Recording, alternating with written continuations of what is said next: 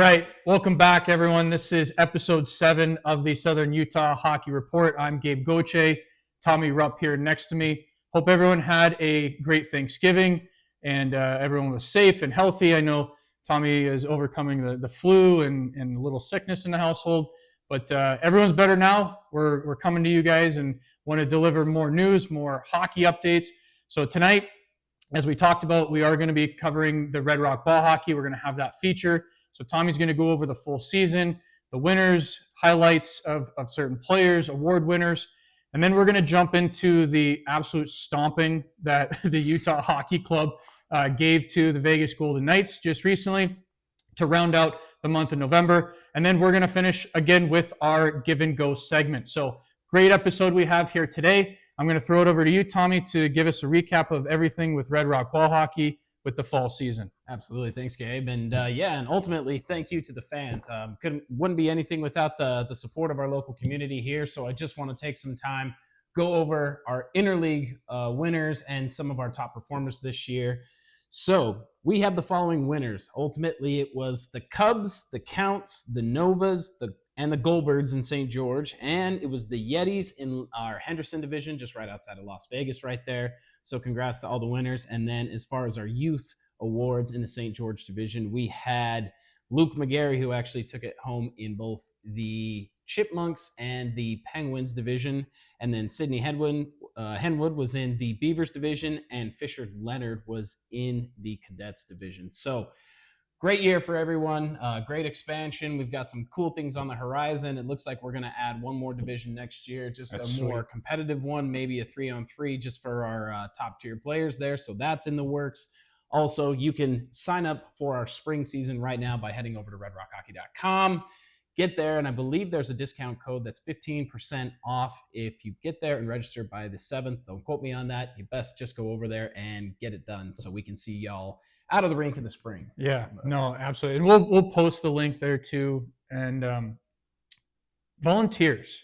Mm-hmm. Every year, I know every organization, doesn't matter where you are, if it's hockey or if you are part of a nonprofit, trying to get volunteers is one of those things that's very tough and also very rewarding too. So talk a little bit about the volunteers. How can one get signed up, and then really what's needed from a volunteer needs? Absolutely. So we're running with pretty limited volunteers right now, like Gabe said. So we can take any help that we can get. And the best ways that you can help, number one, if you can connect us to sponsorships, local businesses especially, we want to help display them as much as we can, just because we are a community-run program. So we'd like to give it back to our own people. But of course, anyone that you have in mind that can help with sponsorships.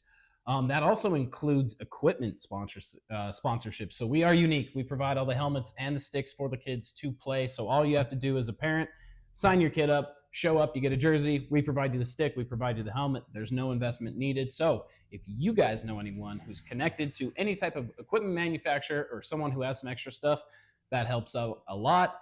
And then just little things around the rink. We have a scoreboard that we run. Just even volunteering for one game, it takes about 30 minutes of your time, which isn't bad. And there is some word on the horizon that there is potential for expansion at the rink to ultimately include 2 different sheets. So we're still working with the city on that. And that means 2 different scoreboards and obviously double the volunteers. Speaking of the city, they came out to one of the games. I believe it was a championship game. Correct. And that was really cool. I wasn't able to be there. I was up in Cedar that day. Talk a little bit about the experience that you saw the city or the Chamber of Commerce and just talk about the communication you've been having with them as a board, and talk about what you can as far as expansion in the city. Yeah, absolutely. So our relationship dates back to about probably 2 years ago, where we were working with the city. And honestly, at first, the city wanted us to grow to a certain amount of support before they were able to help. They wanted to help, but we had to get our numbers up to a certain point. And we were lucky enough to get those numbers up to that point after our first season, because they were so impressed with the way that we ran everything. And so now, in working with the city, trying to get approved for expansion to our rink, obviously there's a political landscape that's involved in that, and that is city council, where ultimately the city of St. George is going to be allocating funds to develop this rink, and they want to ensure that their investment is going to get them a long way, and that includes the city of St. George coming out, looking at our operation. Obviously, they got to see our Dougie Cup, which is really cool, which is a homemade trophy made out of broken hockey sticks that are to spec of the Stanley Cup. I've actually got it in my closet right now, so it's a pretty cool thing there. That's what they were most impressed by, is just something that kind of, it was the icing on the cake for everything. But I think a lot of other things that they really liked was just how involved we were with the kids from a coaching perspective, how well organized we were. And even the city of St. George went directly to city council and said, you know, the city of St. George hasn't had to lift a finger for these guys once. Like, they have actually gone and built the rink themselves. They maintained the rink themselves. They registered themselves as refs. They have the local volunteers with some of the parents and the friends of the program. And really, they were just all taken aback at how much we've accomplished without having to get the city involved. And now, because of that great relationship, there is a proposal in to hopefully expand our singular rink to a double rink. And ultimately, that includes 2 hockey scoreboards. And if we are lucky enough, a roof to go over that to protect our investment. That comes with a little bit different political landscape, which is involved in a tax, which obviously I won't bore you to death with that. But most important thing, our volunteers are exactly what makes this program run. And if we are going to expand, and if we are going to provide more kids with opportunities and adults with more opportunities in hockey, our volunteers have to expand as well. And so if there's anything you can do, just helping out, showing up to the rink, volunteering, scoreboarding, even just we take a leaf blower out to the rink every game and just make sure that it's a safe playing surface. Any way you can help, you can message me directly. We can get you in line with the right people. And actually, it's a really fun community to come be a part of. So we'd love to have you. Yeah, it is. It's a great community. And if you haven't already watched the interview we had with Corey Henwood, go and watch that, because it talks more about just the story of Red Rock hockey, and also the dedication that Corey and his family have put in, along with Tommy and just everyone that has been involved with this process the last 4.5 years.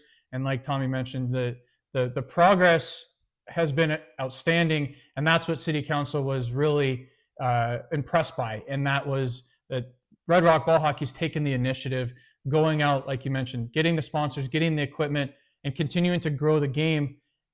And growing the game is also a thing we talked about in that interview, where Utah Hockey Club has already reached out. And so this is another expansion too, which is going to be huge in the growth of hockey, because Utah Hockey Club continues to build upon not only the strengths that they've been doing off the ice, as far as in the community, being involved with the fan groups. They, sold out their jerseys on the day that, I think History Day was like the highest sale of jerseys for a club, other than the Vegas Golden Knights Stanley Cup jerseys, to go live. But they've been doing so much in the community, and it's going to be coming more south, and that's where Red Rock Ball Hockey's been outstanding in getting the ball started. No pun intended there, but love it. But no, it's great, and especially with Utah Hockey Club putting the thumping down on Vegas Golden Knights. It was a 6-0 win. And the thing that got it started was Captain Clayton, first goal of the game. It was a turnover. It was a bad play by Vegas, trying to rush the puck up, knowing that you're one of the last man back. And then it got on Clayton Keller's stick, and he puts it away. But talk about the goal scoring, because it got into Nick Schmaltz. He got 2 goals, and then it got into a shorthanded goal. We'll talk about that. But what did you see from the goal scoring power that they brought that night, and what impressed you the most? Well, the biggest difference was we were able to break out of our zone a lot quicker. And because of that, we could actually keep up with the transition game that Vegas likes to run at speed-wise. And I think when I first went to the opening matchup of these two teams in Vegas the last time that they played, we could hardly even hold on to the puck as far as the Utah Hockey Club was concerned. Because of that, they made bad choices, bad turnovers. Now we were actually able to match their pace in this game. So clearly some defensive adjustments. And I just think we're starting to get some of our offensive depth rolling. Once you get in kind of a groove, I think we're coming up on, game 25 of the season. Yeah. Everyone's starting to find a little bit of chemistry. The players are in tremendous shape at this point, obviously, with all the work that they do in the summer and the off season and everything. But now everyone's kind of starting to find their stride. A major difference that I did notice was traffic towards the net. The hardest part about this game, and this was what's funny. So I was fortunate enough to go to that game live the other night and watch it. And the whole time I was still biting my nails because Utah gets up early 3-0 in the first period. Yeah. And I have seen what Vegas has done coming from behind, and they did it. They've been very earlier. good. Yeah, they did it earlier in the week to Philadelphia. They were down 3-0. They came back and they won that game. So even though I was so impressed with Utah's offense, I was still waiting. I was like, okay, this is going to be a good testing moment. Let's see how well we can hold the lead. Yeah, and that's the thing is that game, that loss, essentially, it was the worst loss for the Vegas Golden Knights at home in their franchise history. So good for Utah Hockey Club to deliver that. But they also delivered some other historic things that night too. Is Kerfoot's goal was the first shorthanded goal in franchise history, which was actually it was a funny goal. If you go back and watch it, I'll actually I'll put the highlight up there for it.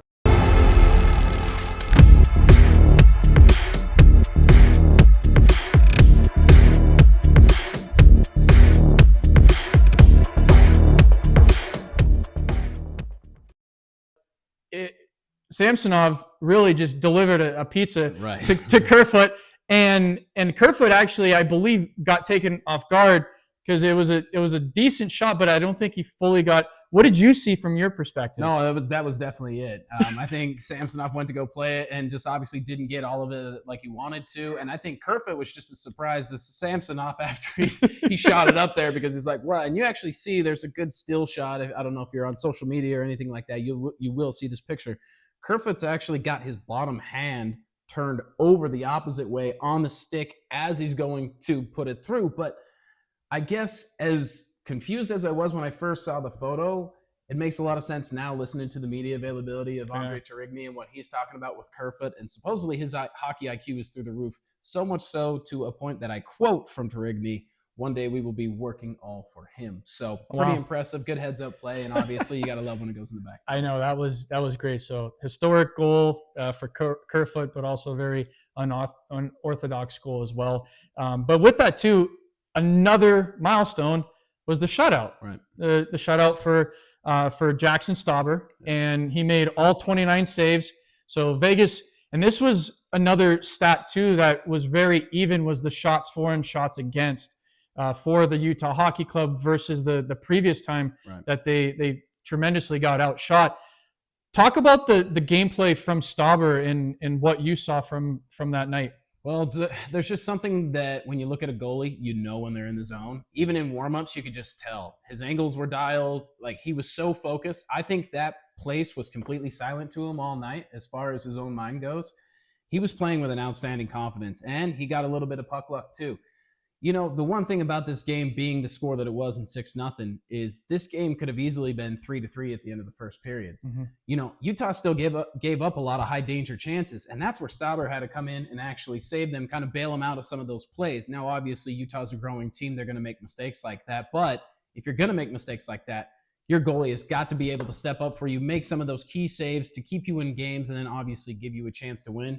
Stauber answered the bell, and obviously, what a great story for him. It is a great story, and he has history. He has his dad's Rob Stauber, so former NHL player Rob Stauber, goalie as well. He was drafted by the Los Angeles Kings in the '86 draft, and then played for the Los Angeles Kings as well. And this is where I remember Rob Stauber. Right. So Rob Stauber was very famous for going out and challenging the shooter. And so if you go back and are able to find some old replays of Rob Stauber, he would go out and challenge and do a 2-pad stack. So it'd be like, oh, you're getting Staubered. But it's one of those things that it's coming back full circle is former players having kids that are now getting into the game and being successful in another generation. But another great story for Jackson, for him and his family, and also for the Utah Hockey Club, getting the shutout against Vegas, bouncing back as a team, as an organization. They have a big game here tonight as we are talking. They're playing the Dallas Stars. So that's going to be an interesting feedback as we get into that analysis. But before we end off, you talked about the offensive play. I just want to key on the block shots, and this is where as a goaltender for Stauber, he made 29 saves, but Utah Hockey Club also had 20 block shots. Right. And so that is where if you take away those block shots, that's another 40 shots on net that could have been turned into goals. Correct. And you mentioned it too, and you talked about could have easily been 3-on-3 Right. or 3-3 after the first period. Did you see the defensive game play a little differently that night? Absolutely. Not only did I see it, but I saw it from every player. So there was a situation where I knew that this was kind of the game-defining moment. The puck went from low to high in Vegas's offensive zone. Logan Cooley was the first person out there, blocked a huge, big-time slap shot. I can't remember. I think it was Shea Theodore from the point. That's so a heavy obviously, shot, yeah, too. he's got a cannon.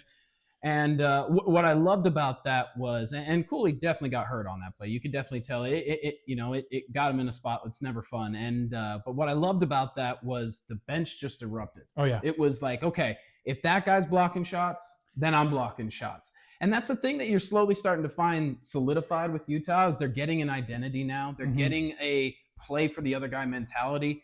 Not only did I see it in the toughness of blocking shots, but Vegas really wanted to come out after that first period of kind of laying an egg, and they wanted to try to change the momentum. And what do? Well, Brett Houghton goes out there and fights Lawson Krause. And let me tell you, Krause was ready for that fight. 100%. Definitely got the best of him. And no matter what momentum Vegas was trying to create, Krause absolutely took it out of the building. And I know Krause has had a difficult start to the season, only 4 goals on the year. He did get a goal the other night. It was his first one in about 3.5 weeks or 4 weeks. So when the puck's not bouncing your way, when those things aren't working, you got to find different ways to contribute. Krause went out there and said, you know what, I'll answer this bell, no problem. We're playing for each other tonight, and we're coming home with the victory. Absolutely. No, it was great to see, like we talked about, just the bounce back, but playing together as a team, as a unity, guys doing things out of ordinary, but that's how you win games. That's how Vegas has been successful for so many years as a newer franchise.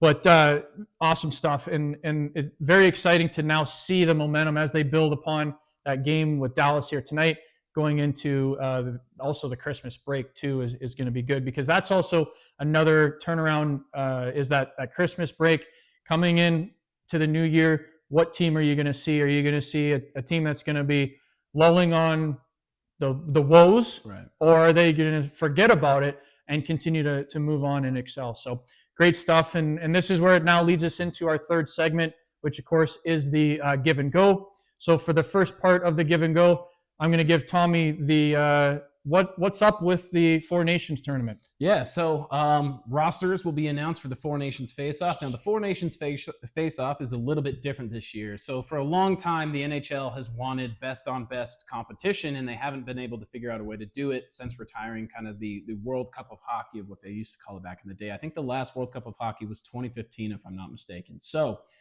obviously, there's a lot of global conflict and geopolitical issues that get in the way of being able to host all of these nations. And so what the NHL and the NHL Players Association did is they went and they created the Four Nations Face-Off. Now, what that means is it's going to be a series of 3 games guaranteed and 4 games if you get into the gold medal game between U.S., Canada, Sweden, and Finland. Mm-hmm. Sorry, Switzerland, for the ricochet shot there. That's right. But they're neutral. Yeah, exactly. Yeah.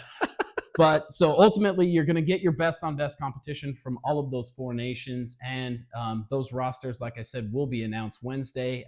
Key players from the Utah Hockey Club on that team. Looks like Clayton Keller may get the nod for the U.S. Matthias Michelli, which is a fun name to say, even on camera. And then obviously, it'll be even cooler to see it in a Finnish jersey out there. Mm-hmm. Oli Mata as well, I believe. Oli Mata. Yeah. And then Juuso Valimaki as well. So I think I've got all the Utah Hockey Club ones covered. I know Ingram was up there for the Canadian job, but obviously he's out with injury, so that's probably not going to be taking place. But and then obviously switching over to the U.S. side of, or the Vegas side of things, obviously you're going to have Jack Eichel in there. I think Willie Karlsson, you'll probably see him in a Sweden jersey. Pietrangelo, you're going to see in a Canadian jersey for sure.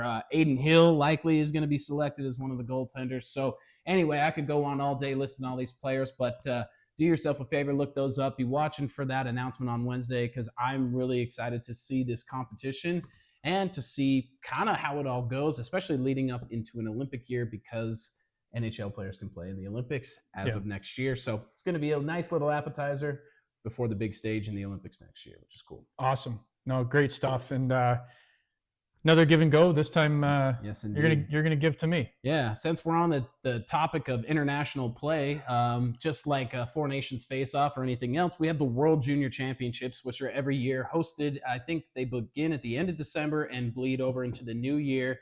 And that does include many other countries. So that's going to be your Canada, US, Sweden, Finland, Switzerland for real this time, Latvia, Norway, Germany, and I'm sure obviously I'm leaving in Czechs. Yeah, can't leave the Czechs out there, and Slovakia as well. But those are ultimately your best 20 and under players in their respective countries. And one of our own Utah Hockey Club, Tij Iginla, sounds like they got left out. Yes. So I'm going to talk about that. And thanks for the preface. So the World Junior, and you mentioned, is U20. Okay, so this is going to be a part, and new fans, I want you to listen, because one, I'm not the management, but I can tell you pretty much what they're thinking. They're thinking of putting the best players on the ice that are under 20, that are not pro players currently. Right. So that's where Tij Iginla, even though he was drafted in the first round by the Utah Hockey Club, he's still 18 years old. And when you're playing junior hockey, you're playing up until your 20-year-old year. And so with the U20 World Juniors, those kids are predominantly 19 or even 20 years old already. And so just to give you a little perspective, the current roster for the Canadian U20 team, they have 9 forwards that are 20-year-olds. Mm-hmm. So they are heavily loaded with more mature players, more veteran players that are ready to now step into professional hockey, but again, give them the best chance to win a World Junior Championship. Now, with that too, we're not taking away anything that Tij Iginla is doing, because he is putting up the numbers. He's got 32 points in 21 games right now, and he's doing awesome. He's doing phenomenal for what he is as an 18-year-old and playing major junior. But as a Utah hockey fan, don't get discouraged that he's not on this roster. Get encouraged that the pool of players is dynamic. Correct. And that is where he is an 18-year-old, and to even be talked about being on a roster for the U20 is one in itself remarkable. So let's not take that away, but let's also look at the game realistically. The Canadians, the US, the Finns, they're looking to win and be the most dominant U20 country hockey team in the world. And so that's where Canada and US, they're going to be putting together their best players. And that's where, from Tij Iginla's perspective, he's a very good player, but he's just not at that level right now to be amongst the 4 best centers in Canada. Right. Exactly. So, do you have anything on that? Oh, no, I just wanted to say, it's actually been really fun watching Tij this year. He's in the WHL. He plays for the Kelowna Rockets. And it's just, he's a really dynamic player. And like Gabe said, this is not a slight to Tij Iginla whatsoever. If anything, I think it's just going to make him hungrier. And for sure next year, he's going to be one of those top players on that team. And, Utah Hockey Club, if you're going to be successful, you got to draft well. And it looks like all indications are he's going to end up a great draft pick, especially over the next 2 years when he develops not only size-wise, but if he keeps on putting up over a point per game in the WHL, obviously that's going to eventually transition someday to the NHL. And never forget that if an Iginla runs through your blood, chances are there's some success to follow along with it. Absolutely. So with that, I would say next year, either expect Tij to be on the World Junior roster, or he's playing in the National Hockey League. Yeah, I would also agree with that. So great stuff, man. Great episode.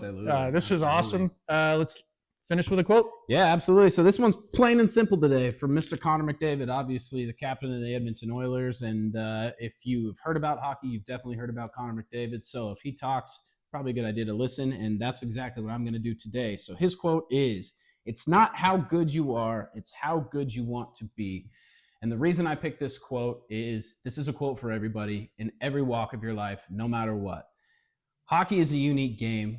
It accepts a lot of different types of players, a lot of different types of people. But I can tell you this, if you have a heart of a champion and you are willing to outwork anyone and define yourself as one of the best in your sport, in your employment, anything A to Z. It is all about being as good as you want to be. It's never blaming the person next to you. It's never finding excuses like, oh, if I would have done this, maybe if I would have done that. It's no. Who do you want to be tomorrow, and what are you willing to do today to get to that thing, to that destination? And so that's what I wanted to leave everyone with. It's a good reminder. Sometimes look yourself in the mirror and see what you can do to get better. Awesome. Like the video, subscribe to the channel, share the video, tell everyone that we're talking hockey, and continue to watch. So thanks for watching episode 7 of the Southern Utah Hockey Report. Gabe Goche, Tommy Rupp, thanks for watching. See you out at the rink.